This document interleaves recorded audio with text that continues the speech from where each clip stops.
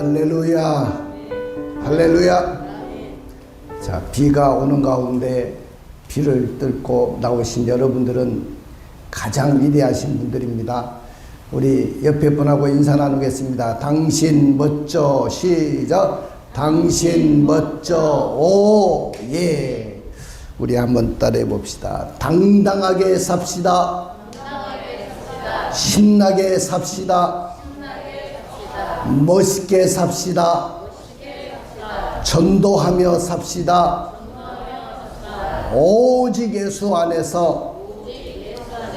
할렐루야. 전 브로도 지역의 지역 경찰 책임자로 있었던 모리스 파퐁이라는 사람이 있습니다. 이분이 반인류적 범죄로 인해 가지고 징역 20년을 구형받았습니다.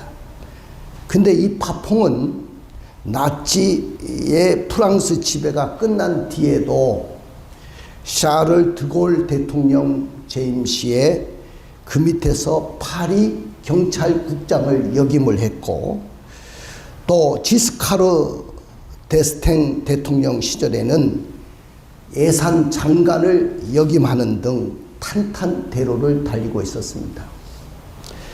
그가 정의의 심판을 받게 된 계기는 81년 한 신문에 의해 가지고 유대인들을 대거 아이슈피츠 수용소 등에 보내는데 이 파퐁이라는 사람이 주도적인 역할을 한 입증할 서류들이 대거 공개되면서 모든 공직을 사퇴하고 조용하게 여생을 보내려고 했지만은 유태인 희생자 가족들과 단체들의 고발로 인해 가지고 지난 83년 후에 정식적으로 기소가 되었습니다.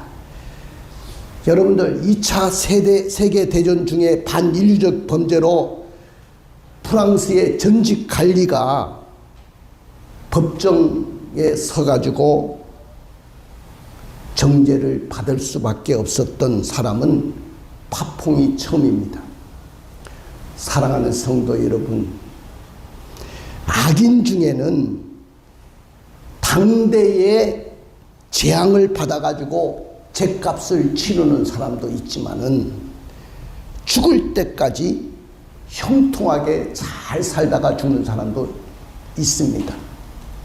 그러나 이 세상의 삶이 끝나는 그날, 그는 평생 그가 누렸던 모든 명예와 건세를, 물질을 더 이상 아무런 도움을 받지 못하고 그의 빈손으로 죽음을 맞게 된다는 사실입니다. 그리고 죽은 후에는 하나님의 심판에 서게 될 것입니다. 그래서 그가 이 땅에서 저지른 악의 실체는 하나님 앞에 가서도 다 드러나게 될 것입니다. 그러므로 역사 속에서 우리의 삶을 주관하시는 공의로운 하나님을 두려워해야 돼요.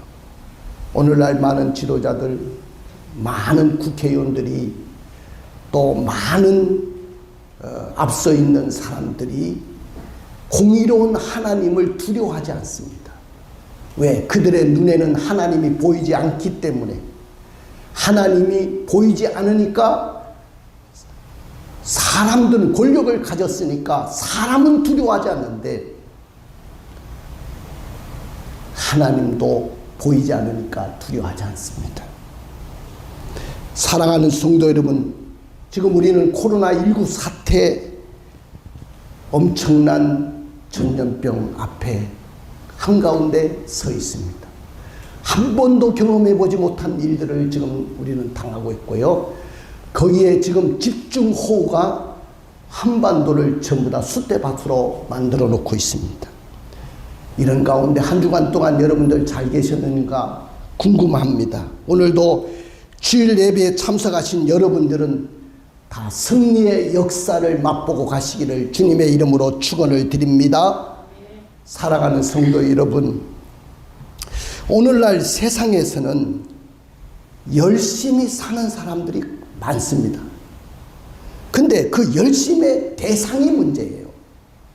열심히 살기는 사는데 열심의 대상, 무엇 때문에 열심히 사느냐는 것이죠.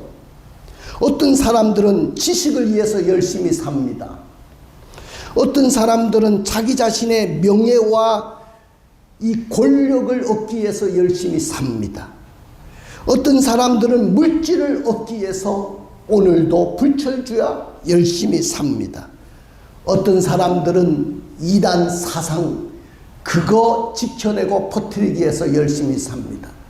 어떤 사람들은 잘못된 사상, 그 잘못된 사상에 어릴 때부터 들어가서 그 사상에 열심을 내고 살아가는 사람들이 많습니다.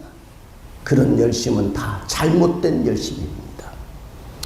우리 삶 가운데 많은 문제가 반복적으로 매일같이 뉴스에 쏟아져 나오고 끊임없이 일어납니다. 근데 그 반복된 여러 가지 문제 앞에 여러 가지 일들 중심에는 반드시 사람이 거기에 있더라는 거예요. 사람이 중심이라는 거죠. 사람들은 모든 문제의 발단인 동시에 그 사람의 문제에 대해서 해결책이 되기도 합니다. 하나님께서는 이 시대에 정말 하나님의 뜻에 마음을 두고 주님의 그 영적인 사이클 거기에 맞춰가지고 사는 이런 사람을 지금 찾고 계십니다. 여러분들은 주님 앞에 영적인 사이클을 맞추고 살아갑니까? 나는 그런 사람들이 되기를 주님의 이름으로 축원을 드립니다. 누가 과연 이 암울한 시대에 일어나서 하나님의 동력의 파트너가 돼가지고 자신을 주님의 제단에 올려드리겠습니까? 오늘 본문에 보니까 요단 길은 허락하지 않았던 모압 사람들이 이스라엘과는 인척관계였어요. 나라와 나라지만은 인척관계였는데도 불구하고 이스라엘이 가까이 자기 땅으로 접근하고 들어오기 시작하니까 모압 왕인 발람은 저 메소포타미아 지역에 살고 있는 부들이라는 지역에 살고 있는 박수무당인 발람을 초청해 가지고 이스라엘을 저주해달라고 이야기했지만은 하나님은 계속해서 그것을 허락지 않으셨어요. 저주하지 못하겠습니다. 막으셨습니다. 그런데 이 발람이라는 자는 물질과 명예의 욕심이 나가지고 왜? 그걸 가지고 들고 와가지고 유혹을 하니까 그걸 이길 수가 없었어요. 그래서 하나님은 나귀 새끼의 눈을 열어가지고 하나님의 사자가 막는 것을 보여주셨고 나중에는 나귀를 말 안 듣는다고 두드려 패니까 하나님께서 나귀의 입을 열어가지고 오늘 발람 선지자의 어그러진 길을 바로 잡습니다. 자, 그런데 이 발람이라는 자가 끝끝내 그걸 포기하고 돌아갔느냐? 돌아가지 않습니다. 그 사람이 나중에 이스라엘에게 큰 엄청난 재앙을 또 몰고 옵니다. 한 사람의 이야기를 3장에 걸쳐서 말씀하고 있는데 이 발람의 이야기가 굉장히 깁니다. 발람의 이야기가 왜 이렇게 길게 나옵니까? 마지막 어디 가서 해석이 나옵니까? 오늘 본문 바로 민수기 25장에 딱 오니까 결론이 나와요. 이 사람이 왜 이렇게 끝끝내 그걸 포기하지 못했느냐. 계속 축복을 하다가 25장에 가서는 발람의 문제를 통해서 열매를 보게 되는데 이스라엘 민족이 시딤에 머물었을 때 모압 여자들과 음행하기를 시작했다. 자, 우리 김유린 리더가 1절부터 3절까지 한번 읽어주세요. 이스라엘이 시딤에 머물러 있더니 그 백성이 모압 여자들과 음행하기를 시작하니라. 그 여자들이 자기 신들에게 제사할 때에 이스라엘 백성을 청하매 백성이 먹고 그들의 신들에게 절함으로 이스라엘이 바알볼에게 가담한지라. 여호와께서 이스라엘에게 진노하시니라. 예, 이스라엘 백성들이 시딤이라는 곳에 머물러 있었을 때 그때 모함 여자들과 음행하기 시작했다. 거기에 이스라엘의 지휘관들이 연루되어 있고 많은 남자들이 연루가 됐습니다. 그 여자들이, 여러분들 근동 제사는 이스라엘은 좀 경건된 제사입니다. 전혀 음행의 그런 제사를 지내지 않습니다. 그러나 오늘 여기에 이방의 이 제사 문화를 보면은 반드시 제사를 드리기 전에 남녀 간의 성관계의 의식을 갖고, 왜냐하면 이 바알신, 아수다로 이런 신들이 전부 다 음란의 신들이에요. 그들에게 제사 의식을 드릴 때 하는 의식이 바로 그런 의식이었어요. 그들을 성적으로 충동시켜야 된다는 거예요. 그래서 남녀들이 백주대낮에 모든 사람들이 보는 앞에서 음란한 행위를 하는 것입니다. 그러니까 이 이스라엘 민족들이 애굽에서 나와가지고 희한한 광경을 보니까 남자들이 눈이 핑 돌아가 버렸습니다. 완전히 돌아버렸어요. 돌아버렸어. 여자들을 보니까 완전히 돌아버렸어요. 그래서 음행하기를 시작하고 우상의 음식을 먹기 시작하고 바알불 제단에 가담하기 시작했습니다. 그러니까 오늘 발람이라는 자는 이스라엘의 취약점을 뚫고 들어온 거예요. 이스라엘의 약점이 뭐냐면은 이 남자들이 성적인 유혹에 약하다는 것을 알고 있었어요. 그 약점을 뚫고 들어온 겁니다. 그래서 그 의식에 참여하도록 동기부여를 했습니다. 이스라엘 백성들은 이처럼 신속하게 강범위하게 제약에 빠졌는데 두 가지입니다. 음란과 우상숭배, 이 두 가지 범죄에 빠져들기 시작하고요. 바알불이라는 말은 부올이라는 지역에서 섬긴 바알신, 지역신을 말하는 거예요. 여기에 동참한 애들이 바로 미디안 제사장들이었고, 여호와도 모압보다도 미디안에게 복수를 하라고 민수기 37장에 말씀을 합니다. 사랑하는 성도 여러분, 이 바알부올 사건, 음행한 사건으로 통해서 얼마나 죽었는지 아십니까? 예? 성경에 얼마나 죽었다고 했죠? 연병이 내렸는데 24,000명이 가담한 자들이 죽었습니다.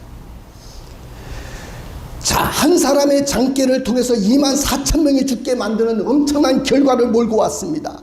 발람이 돈을 사랑하고 명예를 사랑하고 불의의 싹을 사랑해서 이런 무시무시한 일들을 만들어 놓은 거예요.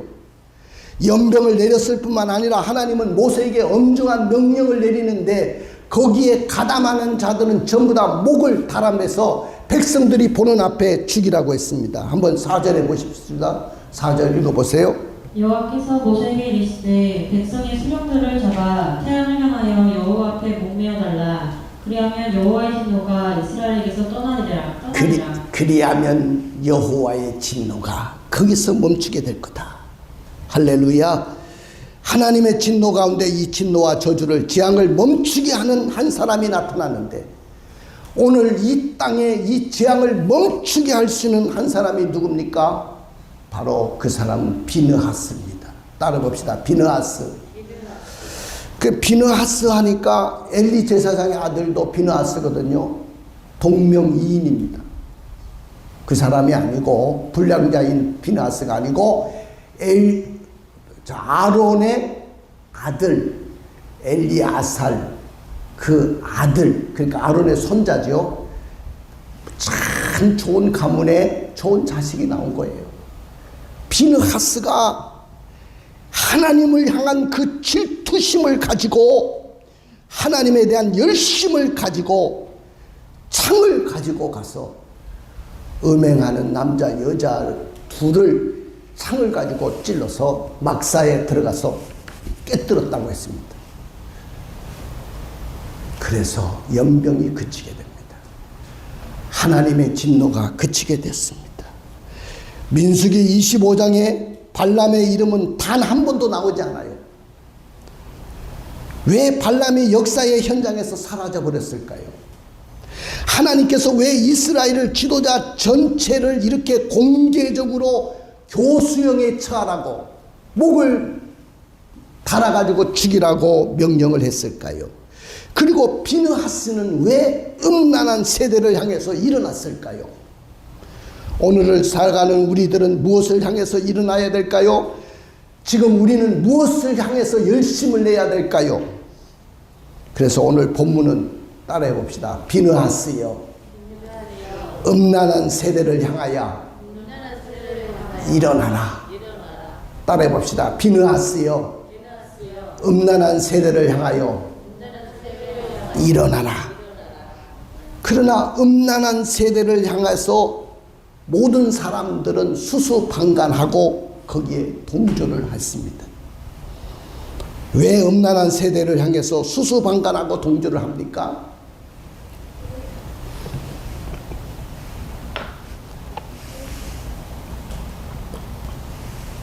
그것은 첫째로 성적 타락과 우상 숭배의 심각성을 몰랐기 때문에 그렇습니다.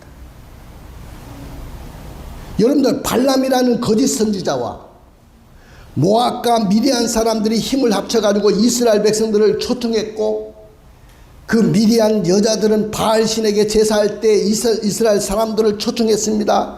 그러자 어리석게 지도자들이 거기에 다 초청당해가지고 모임에 참석했고, 우상의 제물을 먹고 우상에게 절을 하고 하나님의 백성으로서 도무지 참석하지 말아야 될 곳에 참석했고, 거기에서 음행하기를 시작했다. 이스라엘 백성들은 그래서는 안 되는 민족이잖아요. 이스라엘 백성들은 출애굽 과정에서나 홍해 바다 앞에서 하나님이 홍해 바다를 갈라주셔서 마른 땅 밟듯이 건넜고, 40년의 광야 생활 동에서 발이 부르트지 않고 옷이 헤어지지 않고 양식이 없는 그 광야에서 하늘에서 만나와 메추라기를 통해서 양식을 주시고, 목말라는 그들에게 반석을 깨뜨려서 물을 공급했던 그 하나님이신데, 그런 기적을 맛본 이 백성들이 도무지 행하지 말아야 될 일이 바로 음란한 행위고 우상숭배 아니겠어요? 그런데 오늘 그들은 이 여자들, 이방 여자들의 유혹의 화살에 찍혀가지고, 유혹의 화살이 날아갈 때 화살 조심하세요, 남자들. 여자들은 화살을 당기고, 여자들이 화살을 당기고 어느 남자에게 화살을 맞출까? 지금 유혹의 대상을 찾고 있어요. 요새 이 유혹의 화살에 막혀가지고, 찍혀가지고 그 고상한 영적 분별력을 잃어버렸어요. 백성들의 타락을 본 하나님의 마음이 얼마나 아팠는지 몰라요. 내 백성이 이 정도밖에 안 되나? 내 백성의 수준이 이 정도밖에 안 되나? 하나님의 진노가 하늘에 닿습니다. 여러분들, 사랑하는 성도 여러분, 이스라엘 백성들을 유혹했던 이 모압이라든지 미디안은 지금도 예 없이 일어나고 있어요. 오늘 우리 가운데도 이런 자들은 일어나고 있습니다. 이 시대에 계속해서 하나님의 백성들이 하나님의 백성답게 살지 못하도록 강요하게 유혹하게 해서 이런 자들은 일어나고 있습니다. 하나님의 교회가 그 거룩함을 상실하도록 끊임없이 유혹하고 있어요. 아무리 예배드리는 건물이 화려하고 또 회중 가운데 똑똑한 사람들이 있어도 하나님의 교회는 하나님의 자녀로서 정체성을 잃어버리면 맛을 잃어버린 소금과 같은 거예요. 소금이 맛을 잃으면 어떻게 된다고요? 밖에 버려져서 사람이 밟고 다닐 뿐이라고 했어요. 꺼진 등불은 아무 쓸데가 없는 거예요. 이 암울한 시대일수록 깨어서 하나님이 원하시는 등불을 밝히는 우리들이 되어야 될 줄로 믿습니다. 너희는 세상의 소금이고 너희는 세상의 등불이라고 말씀하셨지 않습니까? 사랑하는 성도 여러분, 여러분들은 동성애를 동의하십니까? 아까 내가 우리 민지 집사가 내가 민지 집사한테 저거 영상 준비하라고 한 적 없어요. 그런데 어떻게 저렇게 내 설교에 제가 아마 어저께 철야 기도를 했는 것 같아. 그래서 영적으로 우리 목사님이 이런 설교를 할 거라고 그래서 보여준 것 같은데 제가 한 번도 이야기한 적 없어요. 그런데 여러분들은 동성애에 대해서 동의하십니까? 지금 국회에는 포괄적인 차별금지법이 입법되기 위해서 상정해 놓았습니다. 여당에서. 근데 이것을 반대하는 것은 왜 우리가 반대해야 되느냐? 우리의 가정과 나라를 복음으로 구원하기 위해서입니다. 매년마다 모 서울시장으로 있었던 전직이죠. 시장으로 계셨던 분이 당선되면서부터 동성애자들을 위한 키워 축제를 허락해주고 서울시청 광장을 다 내줬습니다. 우리의 수도인 서울 장안에서 남자는 남자끼리 여자는 여자끼리 온몸 여러분들 아까 보셨죠? 발가벗고서 백주 대낮에 서로 키스를 하고 아이고 얼마나 넘석스럽습니까? 근데 그들은 넘석스러운지도 몰라요. 그렇게 온몸을 짐승처럼 다 내놓고 카퍼레드를 벌이면서 애정행각을 사람들에게 가시를 합니다. 이때 많은 동조하는 젊은이들이 얼마나 많았는지 몰라요. 동성애자들도 거기에 참여했지만은 이 키어 축제가 어떤 것인지 관심을 갖고 싶어서 참석한 젊은이들이 수도 없이 전국에서 몰려들었습니다. 이 축제가 우리나라의 현실입니다. 동성애를 허락한 나라들이 금방 동성애가 법으로 제정되는 거 아닙니다. 그들은 단계가 있어요. 이런 키어 축제를 계속 열면서 동기부여를 시키고 우리들이 이런 세력화를 갖고 있다. 그래서 국회의원들을 동조하게 만들고 국회의원들이 그것을 입법하게 만드는 거예요. 이것은 세계적인 추세고 세계적인 흐름이다. 그렇게 말하면서 우리도 동조해주고 지지해줘야 된다. 그래서 그런 정치인들이 얼마나 많은지 몰라요. 그리고 국회에 가면 이 법 안에 이 포괄적인 차별금지법 안에 왜 이번은 뭐냐면 동성애자들은 인권을 존중받아야 되고 인권을 인정받아야 된다는 거예요. 동성애자라고 해서 인권을 무시하면 안 된다고 했어요. 어느 누가 동성애자라고 해서 무시하는 사람 없습니다. 우리 교회에 동성애자가 왔으면 저는 그를 대환영할 거예요. 그 인권을 존중해 줄 거예요.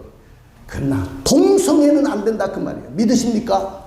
동성애는 안 되는 거예요. 여러분들 만약에 이것을 추진하려고 하는데도 교회가 조용히 있어야지. 다른 데는 내가 조용히 있었습니다. 그러나 이것만큼은 안 된다. 수수방관만 하고 동조하는 목사가 되고 동조하는 교회가 된다고 한다면 이 작금의 이 시대의 성적 타락을 아무도 막아낼 수가 없습니다. 내 교회만 건강하고 내 교회만 부흥하면 됐지, 이런 생각을 가지고 계십니까?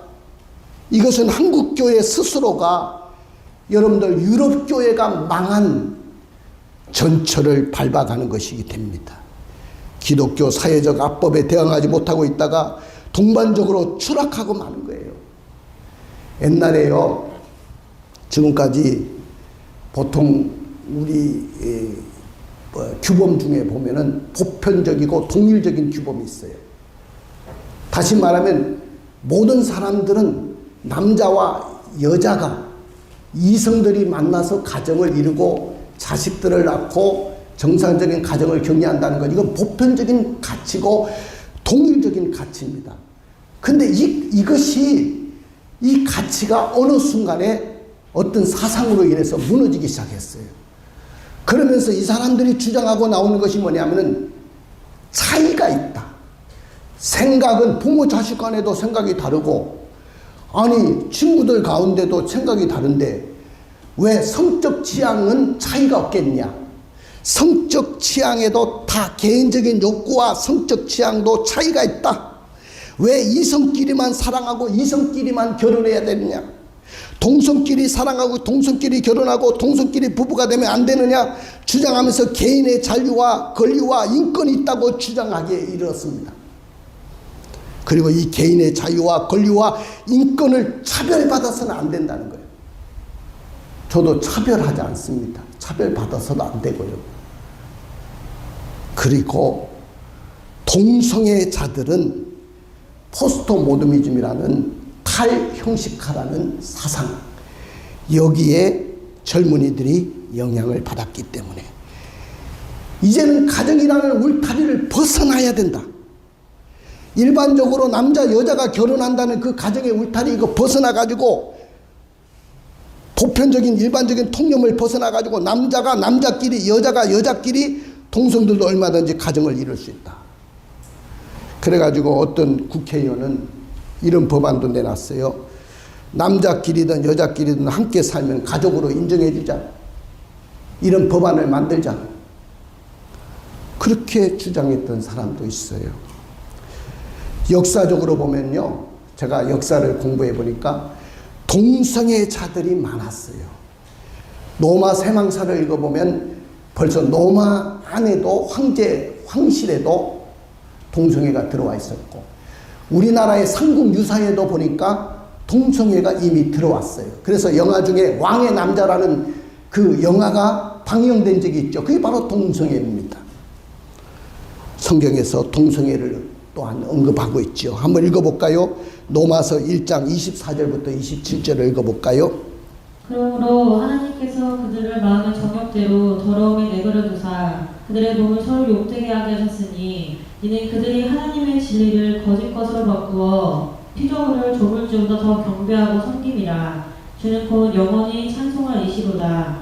이 때문에 하나님께서 그들을 부끄러운 욕심에 내버려 두셨으니 곧 그들의 여자들로 순리대로 쓸 것을 바꾸어 영리로 쓰며 그와 같이 남자들도 순리대로 여자 세계를 서로 향하여 운욕이 불붙일 탐에 남자가 남자와 더불어 부끄러운 일을 행하여 그들의 그릇 때문에 상당한 보응을 그들 자신이 받았습니다. 여기 보십시오. 남자가 남자를 향해서 부끄러운 일을 했다. 그리고 거기에 상당한 보응을 받았다. 벌써 성경에도 이 동성애에 대해서 분명하게 언급하고 있지 않습니까? 여러분들, 목사님의 설교 중에 동성애를 언급하면서 설교하면 교회가 개인의 성적 취향과 차이를 차별한다고 공격합니다. 앞으로 이 법이 통과되면 이 설교는 마지막 설교가 될 거예요, 아마. 왜냐? 내가 이 설교했다가는 그 차별금지법에 적용이 돼서 저는 쇠고랑을 차게 될 겁니다. 못합니다. 앞으로 목사가 설교는 못합니다. 그 설교는.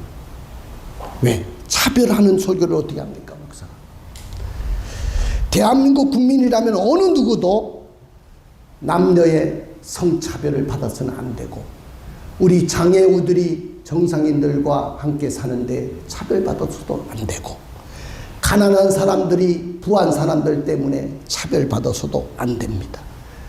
학력이 낮다고 직장에서 차별을 받아서도 안 됩니다. 출신이 다른 지역이라고 출신의 차별을 받아서도 안 됩니다. 개인의 인권은 누구에게나 차별받아서도 안 되고 존중돼야 됩니다. 동성애자들도 교회에 오면 개인적으로 보면 차별받아서도 안 되고 오히려 긍휼히 여기고 불쌍히 여기시고 전도의 대상으로 삼아야 될 것입니다. 할렐루야!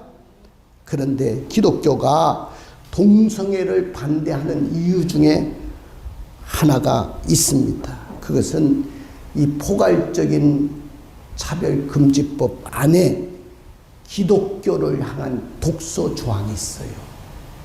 그것은 동성애를 공격하면 안 된다. 거기에 들어가 있겠지만은 그것 중에 예수만이 구원을 받는다고 주장해서도 안 된다. 왜? 다른 종교들은 다 예수 안 믿잖아요. 그럼 다른 종교는 뭐냐? 기독교만 왜 그러냐? 근데 앞으로 전도도 못하는 거예요. 그래서 이런 독소 조항을 빼돌라는 거예요.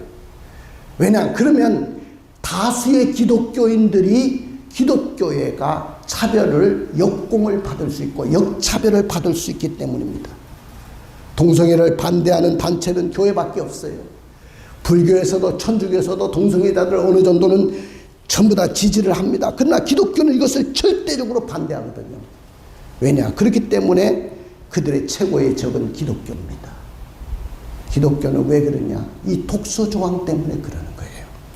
사랑하는 성도 여러분, 기독교가 동성애를 반대하는 이유 4가지가 있어요. 하나님께서 동성애를 금하고 있기 때문에 그래요. 한번 읽어봐요. 레위기서 18장 22절. 너는 여자와 동침함 같이 남자와 동침하지 말라. 이는 가증한 일이니라. 또 레위기 20장 13절. 누구든지 여인과 동침하듯 남자와 동침하면 둘 다 가증한 일을 행함인즉 반드시 죽일지니 자기의 피가 자기에게로 돌아가리라. 반드시 죽여라 그랬죠. 자, 그 다음에 두 번째는 생물학적으로 순리가 아니기 때문입니다. 동성애자들이 왜 동성애를 자꾸 주장하냐면은 자기의 염색체 중에 XQ28이라는 염색체가 동성애 염색체라는 거예요. 근데 처음에는 그렇게 나이스라는 캐나다 박사가 주장을 해서 그것이 이제 학계에서 인정이 될 것 같았는데 나중에 2005년 해머라는 박사가 어느 학자 중에 동성애 유전자가 있다는 주장을 하길래 그것을 분석하고 연구해서 내놨는데 이것은 동성애 유전자와 아무런 관계가 없다. 학계에서 공식적으로 논문을 내서 지금 결론을 내려놨습니다. 그러니까 동성애는 순리가 아니고 이건 영리예요, 영리. 근데 동성애는 원래부터 유전자 속에 그거 있기 때문에 우리는 금할 수가 없다고 그렇게 이야기하는 것은 이건 틀리다는 거예요. 그리고 국민의 미래 건강에도 절대 해서는 안 됩니다. 여러분들 아까 이야기했지만은 지금 뉴스에도 나왔잖아요. 동성애 남자와 남자끼리 성적인 결합을 통해서 생기는 병이 거의 옮겨지는 병이 뭐냐? 에이즈라는 병입니다. 후천성 면역 결핍증이라는 엄청난 질병이죠. 이걸 죽으면 지금 그걸 치료할 수 있는 치료제가 없기 때문에 거의 앓다가 죽는데 이걸 치료비를 국가에서 전부 다 담당합니다. 에이즈에 걸리면 1년에 얼마냐? 3,500만 원을 국가가 개인에게 지불합니다. 여러분들의 세금으로. 그럼 이것이 급속적으로 늘어나게 된다면 어떻게 되겠어요? 문제는 심각하게 되겠죠. 그리고 아름다운 미래 사회를 이뤄나갈 수가 없어요. 여러분들 우리는 함께 해야 되잖아요. 여러분들 기독교라고 역차별당하고 공격을 당하고 복음을 전하지 못하게 한다면 이거는 우리가 미래에 함께 열어가는 사회가 될 수가 없잖아요. 그러면 기독교에서 반대할 때는 반대하는 이유가 있다고 분명히 알아야 된다고 생각합니다. 여러분들 왜 이 사람들이 이런 엄청난 음행과 우상수에 빠졌느냐? 비느하스와 같은 열심이 두 번째로 없었기 때문입니다. 비느하스가 창을 들고 가서 분노하면서 그 남자 여자의 깨뜨렸듯이 오늘 이런 자들이 나와야 된다는 거예요. 우리 성경 읽어볼까요? 7절 8절. 제사장 아론의 손자 엘르아살의 아들 비느하스가 보고 회중 가운데서 일어나 손에 창을 들고 그 이스라엘 남자를 따라 그의 막사에 들어가 이스라엘 남자와 그 여인의 배를 꿰뚫어서 두 사람을 죽이니 연병이 이스라엘 자손에게서 그쳤더라. 연병이 그쳤더라. 할렐루야. 그 다음 11절 읽어주세요. 제사장 아론의 손자 엘르아살의 아들 비느하스가 내 질투심으로 질투하여 이스라엘 자손 중에서 내 노를 돌이켜서 내 질투심으로 그들을 소멸하지 않게 하였도다. 하나님은 질투하는 하나님이라고 했어요. 우상 숭배하는 것을 질투하신다고 했어요. 나 외에는 다른 신을 있게 두지 말라, 섬기지 말라고 하셨어요. 내가 질투한다고 했습니다. 근데 그 하나님의 질투심으로 이 연병을 잠재운 사람이 누굽니까? 비느하스입니다. 할렐루야. 연병으로 24,000명이 다 넘어지고 죽어가는데 이걸 그치게 한 사람이 바로 누굽니까? 비느하스입니다. 사랑하는 성도 여러분, 많은 사람들, 이스라엘 백성들이나 성도들이 이런 마음을 가져요. 하나님, 나 혼자 의롭게 산다고 해서 세상이 바뀔 거 없습니다. 나 혼자가 무슨 힘이 되겠어요? 모든 사람들이 자기들의 성취향대로 살아가는데 내가 비느하스처럼 일어난다고 세상이 바뀌어질까요? 또 이 세상도 음란한 세대가 주를 이루는 세상으로 바뀌어져 있고 도도한 음란의 물결을 내가 어떻게 막을 수가 있을까요? 그러면서 다 수수방관하고 동조합니다. 기독교 중에도 동조하는 목사들도 많습니다. 사랑하는 성도 여러분, 그럼에도 불구하고 비느하스가 하나님의 열심을 가지고 음란한 세대를 향해서 일어난 줄로 믿습니다. 오늘 하나님은 음란한 세대를 향해서 진노하시는 하나님이시고 바알불을 사건에 가담한 지도자를 잡아서 여호와 앞에 목매어 달라고 하시면서 심판하시는 하나님이신 것을 봅니다. 하나님, 비느하스가 어떻게 열심을 가지고 일어났는가요? 하나님의 진노를 멈추게 했다는 거예요. 10절 읽어보십시다. 10절. 여호와께서 모세에게 말씀하여 이르시되 제사장 아론의 손자 엘르아살의 아들 비느하스가 내 질투심으로 질투하여 이스라엘 자손 중에서 내 노를 돌이켜서 내 질투심으로 그들을 소멸하지 않게 하였도다. 그 다음에 시편 106편 28절부터 31절.